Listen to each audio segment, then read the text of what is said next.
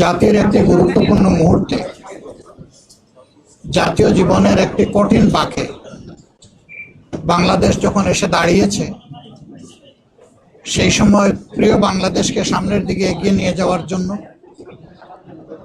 একটি শোষণ বৈষম্যহীন, দুর্নীতিমুক্ত, মানবিক বাংলাদেশ গড়ার জন্য ন্যায় এবং ইনসাফের ভিত্তির উপর সমাজকে দাঁড় করানোর জন্য অঙ্গীকার নিয়ে আপনারা জানেন এতদিন ধরে 8টি দল একসাথে আমরা কাজ করে আসছিলাম।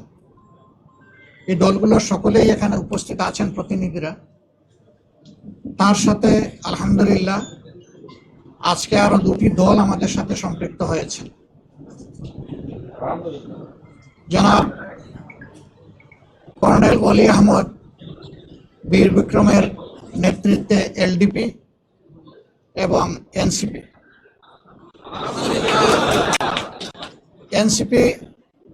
একটু আগে আমাদের সাথে তাদের বৈঠকটা সমাপ্ত হয়েছে। তারা এই বৈঠকে আসার সময় এবং সুযোগটা পাননি। তাছাড়াও দলীয় পরিসরে তারা একটা মিটিং করে আজকে রাত্রেই আমাদেরকে তারা জানিয়েছেন যে তাদের এখানে সম্পৃক্ততার ব্যাপারটা তারা আপনাদেরকে পরিষ্কার জানিয়ে দেবেন ইনশাআল্লাহ।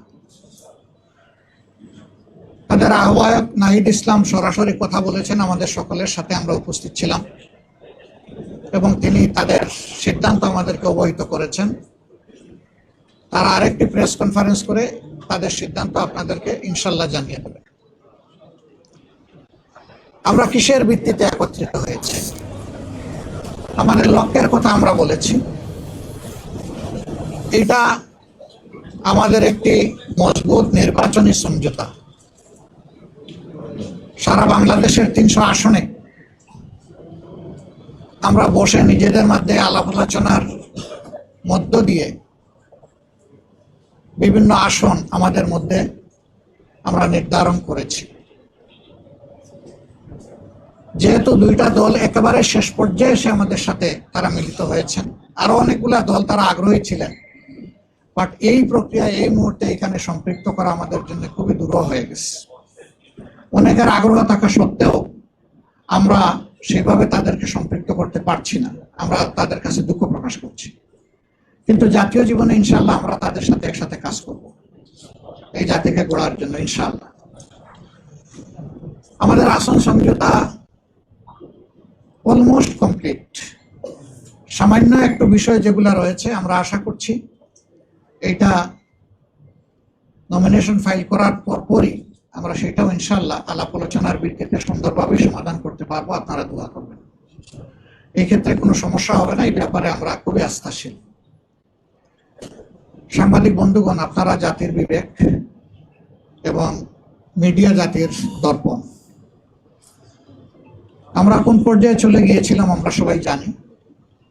আল্লাহ তাআলার বিশেষ মেহেরবানি 24-এর গণবিপ্লবের মধ্য দিয়ে, গণ আন্দোলন, গণ অভ্যুত্থান যেভাবে বলুন, তার মধ্য দিয়ে কার্যত এই জাতি স্বস্তির নিঃশ্বাস ফেলেছে এবং নতুন করে একটা আজাদির আশা অন্তরে পোষণ করছে। এই বিপ্লব পরিপূর্ণতা পেয়েছে 24-এ এসে, কিন্তু ত্যাগ এবং কুরবানি শুরু হয়েছে 2009 সাল থেকে।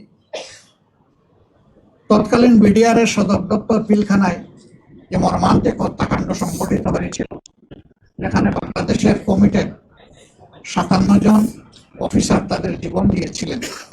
এরপরে একের পর এক বিভিন্ন দল, আলেমা, সিভিল সোসাইটি, সাংবাদিক সমাজ, এক কথা কেউ বাকি নাই, সকলের উপরেই নির্যাতন নিপীড়ন গিয়েছে। এখন জাতি দীর্ঘস্থায়ী মুক্তির দিকে আগাতে চায়, শান্তির দিকে আগাতে চায়, একটা সুশৃঙ্খল জাতি হিসাবে আত্মপ্রকাশ করতে চায়। এবং আমাদের যুব সমাজের যে প্রত্যাশা, যেটার জন্য মুক্তিতে তারা লড়াই করেছিল, জীবন দিয়েছিল, তাদের প্রত্যাশা পূরণ এখন আমাদের দায়িত্ব। আমরা আজকে মহান রবের দরবারে সেই সমস্ত আল্লাহর বান্দাদের জন্য দোয়া করছি যারা জুলুমের হাত থেকে দেশকে বের করে আনার জন্য লড়াই করে জীবন দিয়ে দুনিয়া থেকে বিদায় নিয়েছেন। আল্লাহ তাদেরকে ক্ষমা করুন, তাদের উপর রহম করুন, আল্লাহ তাদেরকে শহীদ হিসাবে আর যারা লড়াই থেকে আহত বন্ধুত্ব বরণ করেছেন তাদের প্রতি আমাদের গভীর শ্রদ্ধা এবং সহযোগিতা। আল্লাহ তাআলা তাদেরকে সুস্থতার নিয়ামত দান করুন।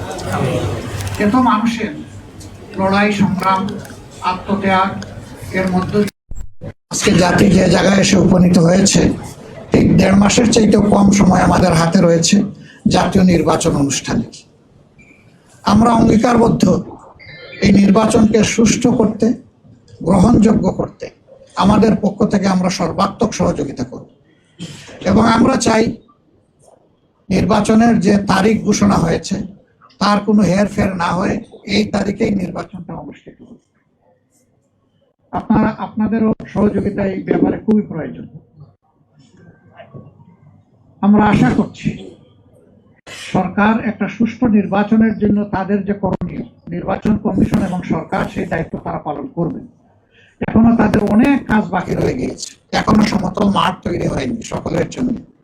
সেই মাঠ তৈরির কাজটা হচ্ছে সরকার এবং নির্বাচন কমিশনের।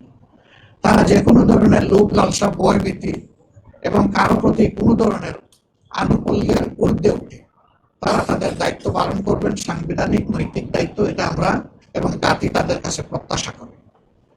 এর যে কোনো ধরনের ব্যতিক্রম এই জাতি মানবে না, কারণ এই ব্যতিক্রমটাই তো আমাদের জীবন থেকে অনেকগুলো বছর টেনে নিয়েছে। 3টা নির্বাচনে এই যে এখানে যারা উপস্থিত, আমি বিশ্বাস করি অধিকাংশই আপনারা কোনো ভোটই দিতে পারেননি।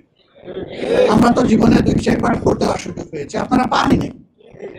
এইভাবে আমাদের ভোটের অধিকার হরণ করে নেওয়া হয়েছে। আগামীতে আমরা ওই ধরনের কোনো প্রক্রিয়া কেউ করতে গেলে কোনো অবস্থায় আমরা এটা বরদাস্ত করব না।